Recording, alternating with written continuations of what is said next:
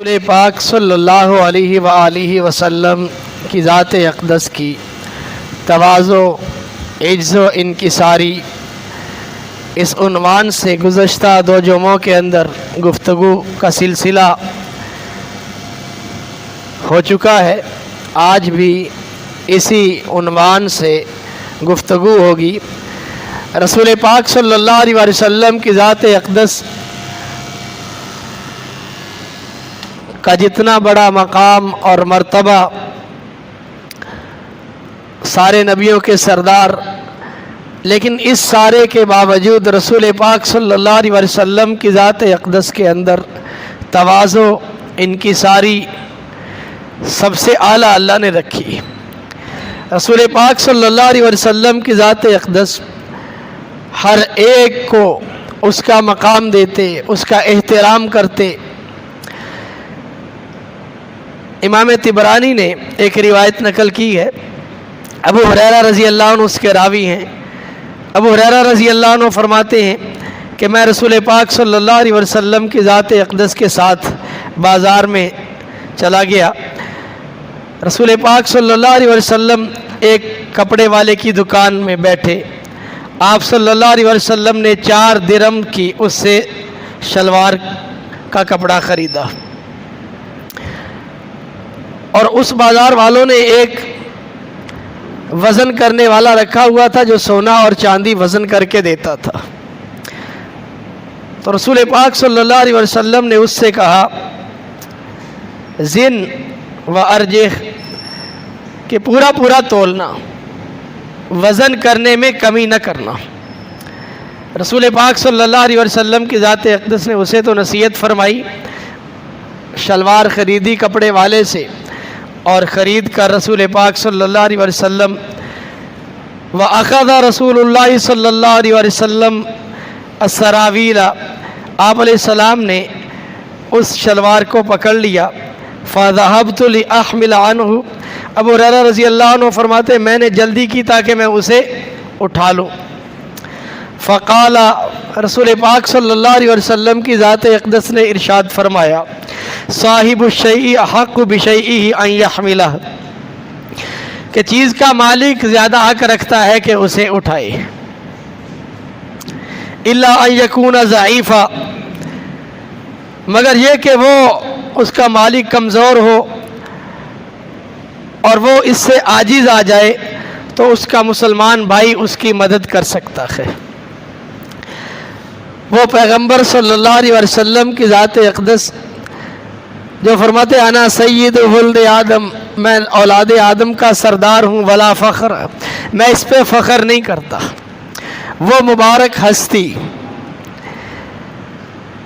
جن کے انگلی کے اشارے سے مالک دو جہاں نے چاند کے 2 ٹکڑے کر دیے، جن کی انگلیوں سے چشمے بہا دیے، جو ہاں کہیں تو حلال ہو جائے اور نہیں کہیں تو اللہ اس کو حرام کر دے، وہ نبی محترم صلی اللہ علیہ وسلم ہیں، اور آپ کے ساتھ آپ کا ایک خادم ہے، ایک آپ کا مرید ہے، ایک آپ کا غلام ہے، آپ کے اوپر جان نچھاور کرنے والا صحابی ہے، اور وہ ایک کپڑا ہے شلوار کا، وہ یہ چاہتا ہے کہ میں اپنے نبی سے، اپنے استاد سے یہ کپڑا لے لوں۔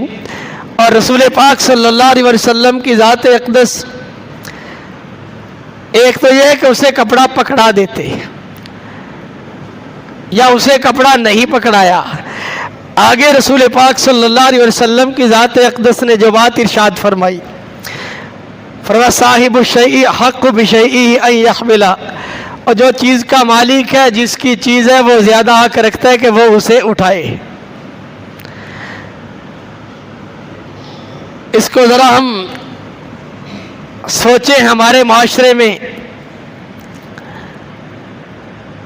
کیا ہم میں سے کوئی ادنا آدمی بھی ایسا کرتا ہے جس کو ذرا 4 آدمی کچھ ماننے لگ گئے، 4 آدمی اس کے پیچھے چلنے لگ گئے، اور ہے کچھ نہیں، یا چند ٹکے اس کے پاس پیسوں کے آ گئے، وہ تو اپنی کوئی چیز بھی اٹھانے کے لیے تیار نہیں ہے. وہ کہتا کوئی اور اسے اٹھائے اور میں فخر سے اور اپنی ٹیپ ٹاپ سے چلوں کہ میرے چلنے میں کوئی خلل واقع نہ ہو. اور ادھر نبیوں کے سردار ہیں سید الاولین والآخرین حضرت محمد مصطفیٰ احمد مجتبیٰ صلی اللہ علیہ وسلم کی ذات اقدس ہے. اور یوں فرما رہے ہیں کہ چیز کا مالک اس کے اٹھانے کا زیادہ حق رکھتا ہے. اس کو دوسرے الفاظ میں یوں کہہ لیں کہ جس کی چیز ہے اس کا بوجھ اٹھانے کا وہ زیادہ حقدار ہے. بھی چیز تو میری ہے اور میں نے اپنی ضرورت کے لیے لی ہے, اب اس کے فائدے میں نے لینے ہیں تو اس کا بوجھ بھی میں ہی اٹھاؤں, نفع تو میں نے اس سے لینے ہیں. رسول پاک صلی اللہ علیہ وسلم کی ذات اقدس نے یہ تربیت کے طور پہ یہ بات ارشاد فرما دی اور آگے پوری امت کو اس کی تفصیل مرحمت فرمائی. یہی نہیں کہ یہاں پہ بات بس کر دی, الا ان یکون ضعیفا, مگر یہ کہ کوئی آدمی ضعیف ہو, کمزور ہو, تو اس کا سامان دوسرا آدمی اٹھا سکتا ہے. اس لیے فرمایا فَيَعِينُهُ أَخُوهُ الْمُسْلِمُ, تو اس کا جو مسلمان بھائی ہے وہ اس کی اس میں مدد کرتے. لیکن یہ نہیں کہ آپ ماشاءاللہ اچھا خاصا دیکھنے میں آتا ہے, ہٹا کٹا ہوتا ہے, اور جو اس کا سامان اٹھا رہا ہوتا ہے وہ اس سے عمر میں بڑا یا کمزور ہوتا ہے, وہ اٹھا کے چل رہا ہے, اور یہ ہٹا کٹا ویسے ہی چل رہا ہے ساتھ. آگے ابو ہریرہ رضی اللہ عنہ فرماتے ہیں فَقُلْتُ یا رسول اللہ صلی اللہ علیہ وسلم, میں نے کہا یا رسول اللہ صلی اللہ علیہ وسلم, اِنَّكَ لَتَلْبَسُ, آپ اس کو پہنیں گے شلوار کو؟ قال رسول اللہ صلی اللہ علیہ وسلم اجل, ہاں بالکل میں پہنوں گا اس شلوار کو. فی السفر والحضر, سفر میں بھی پہنوں گا اور گھر میں بھی پہنوں گا. وباللیل والنہار, دن کو بھی پہنوں گا اور رات کو بھی پہنوں گا.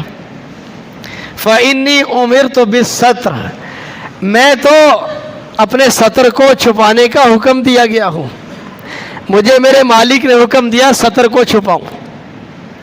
فلم اجد شیئا استر منہ, میں نے اس شلوار سے زیادہ ستر کو چھپانے والی چیز کوئی نہیں پائی.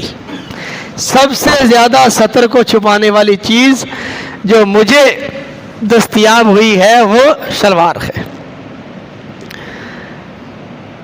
رسول پاک صلی اللہ علیہ وسلم اور صحابہ اور صحابیات وہاں تہبند باندھا کرتے تھے سارے. جب شلوار کو آپ صلی اللہ علیہ وسلم نے دیکھا اور اس کو خریدا تو آپ نے اس کو پہنا اور یوں فرمایا کہ میں نے زیادہ اس سے زیادہ ستر کو چھپانے والی کوئی چیز نہیں دیکھی. اب مرد کا ستر کتنا ہے؟ مرد کا ستر یہ گھٹنے ہیں جس کو پنجابی میں گوڈے کہتے ہیں, یہاں سے لے کر یہ اس میں داخل ہے, اس سے نیچے یہاں سے لے کر ناف جس کو تنی کہتے ہیں یہاں تک مرد کا ستر ہے. یہ چھپانا فرض ہے, گھر میں بھی باہر ہر جگہ چھپانا فرض ہے. لیکن ہمارے نوجوانوں کو اس کا پتہ ہی نہیں ہے. اس کا دیکھنا دکھانا دونوں پر لعنت آئی ہے. ستر کا دیکھنا دکھانا دونوں پر لعنت ہے. اور بعض نوجوان وہ گھروں میں بھی شارٹ نکر پہن کے پھر رہے ہیں, موٹر سائیکلوں پہ پھر رہے ہیں. انہیں یا تو بیچاروں کو پتہ نہیں ہے, کسی نے بتایا نہیں, اگر پتہ ہے تو پھر تو زیادہ جرمدار ہیں. اس لیے اگر کوئی ایسا آدمی ملے تو اسے پیار محبت سے اس کو سمجھا دیا جائے. سمجھانے میں حکمت ضرور ہو, ورنہ آج کل اگر کسی کو بات سمجھائیں تو وہ لڑائی کا ذریعہ بن جاتی. اس حکمت اور دانائی سے کام لیں. پہلے سوچیں میں اس سے بات کر رہا ہوں کس انداز سے بات کروں. سمجھانے میں حد الوسع, ایک تو شفقت ہو اور اسے علیحدگی میں بتایا جائے, اس کی تذلیل بھی مقصود نہ ہو, اسے ذلیل کرنا مقصد نہ ہو. رسول پاک صلی اللہ علیہ وسلم کی ذات اقدس, یوں آپ کے اندر اللہ نے تواضع رکھی اور یوں آپ صلی اللہ علیہ وسلم کی ذات اقدس دوسروں کا خیال. طبرانی کی ایک اور روایت ہے, ابو امامہ رضی اللہ عنہ اس کے راوی ہیں, فرماتے ہیں قال کانت امرأۃ ترافس، ایک عورت تھی جو مردوں سے بے باک گفتگو کرتی تھی. وکانت بدیثہ، یعنی بے حیائی قسم کی باتیں کرتی تھی. فمرت بالنبی صلی اللہ علیہ وسلم وهو یأکل ثریدا علی تربال، رسول پاک صلی اللہ علیہ وسلم ایک اونچی جگہ پہ بیٹھے ہوئے سرید کا کھانا کھا رہے تھے.